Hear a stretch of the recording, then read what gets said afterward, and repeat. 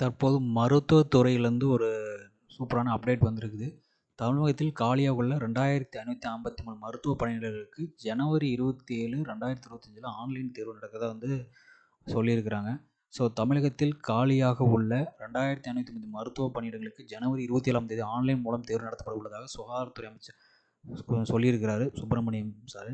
காலியாக உள்ள 1353 மருத்துவ பணியிடங்கள் மற்றும் 2026ஆம் ஆண்டு வரை தேவைப்படும் மருத்துவ பணியிடங்கள் என 2553 காலி பணியிடங்களுக்கு 24,000 விண்ணப்பங்கள் இது வரைக்கும் வந்திருக்கிறதா சொல்கிறாங்க.